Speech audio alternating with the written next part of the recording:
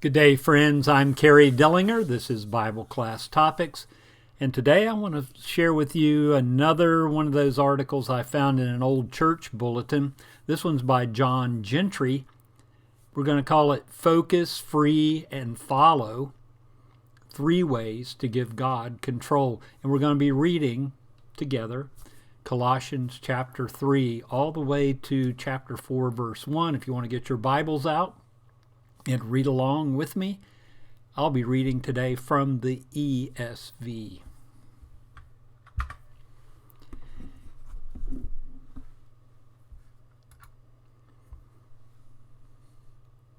Every day a new app or book comes out designed to help us have more control over our schedules and our lives.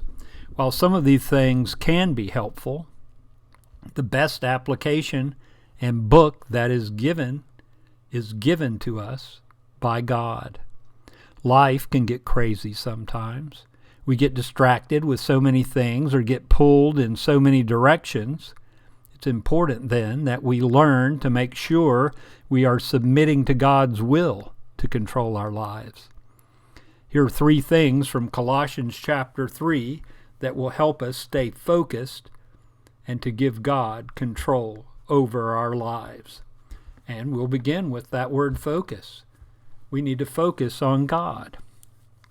Listen to the words of the Apostle Paul here in these first 4 verses. If then you have been raised with Christ, seek the things that are above, where Christ is, seated at the right hand of God. Set your minds on things that are above, not on things that are on earth. For you have died, and your life is hidden with Christ in God. When Christ, who is your life, appears, then you also will appear with him in glory. Brother Gentry tells us in his short article that we need to seek the things that are above and set our minds on those particular things. We need to deliberately think about God and his will as we go throughout our day. Secondly, we need to free ourselves from sin. Let's continue reading in Colossians 3, now beginning with verse 5. Put to death, therefore, what is earthly in you, sexual immorality, impurity, passion, evil desire, and covetousness, which is idolatry. On account of these, the wrath of God is coming. In these you too once walked when you were living in them.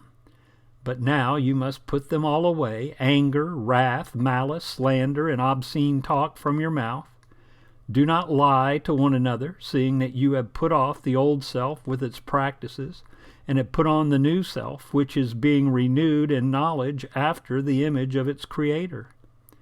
Here there is not Greek and Jew, there is not circumcised and uncircumcised, nor barbarian, Scythian, slave, free, but Christ is all, and in all.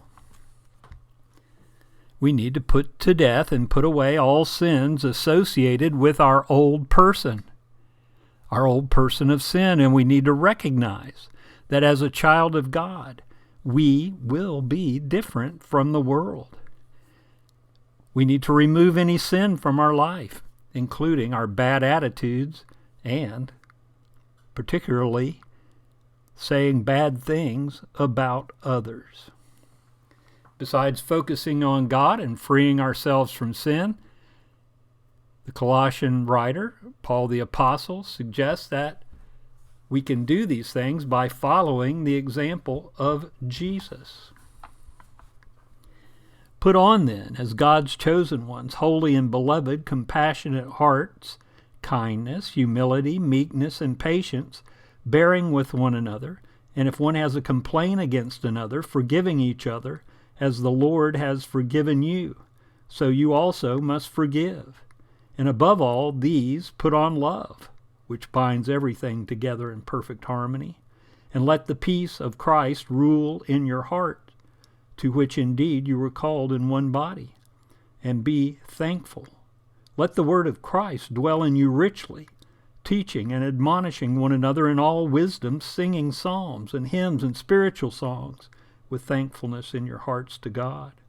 And whatever you do, in word or deed, do everything in the name of the Lord Jesus, giving thanks to God the Father through him.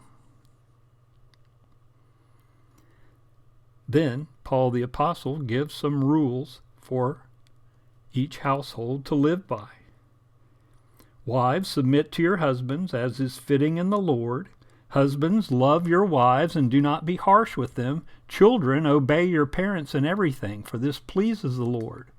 Fathers, do not provoke your children, lest they become discouraged. Bondservants, obey in everything those who are your earthly masters, not by way of eye service as people pleasers, but with sincerity of heart, fearing the Lord. Whatever you do, work heartily as for the Lord and not for men, knowing that from the Lord you will receive the inheritance as your reward. You are serving the Lord Christ. For the wrongdoer will be paid back for the wrong he has done, and there is no partiality. Masters, treat your bondservants justly and fairly, knowing that you also have a master in heaven. It's important as Christians for us to put on the new person that is made in the image of Jesus. We need to let the peace of Christ, we need to let the word of Christ, and we need to let the name of Christ guide our every thought, word, and actions. And the golden rule holds true. We need to treat others the way Christ would treat them. We need to treat others as we would like to be treated. As we work to give God control over our daily lives, of course, the evil one, the devil, Satan, will be working just as hard to try and stop us. Thanks for watching. We hope that these thoughts have been helpful. If you would like to study with us a little more in depth in the letter to the Colossians, we have a playlist in which we go through verse by verse the entire letter, all 4 chapters of this book, and I'll put a link to that in the end card of this video. Come back soon. Visit us here on the channel. We'd love to have you. Till we meet again, may God bless.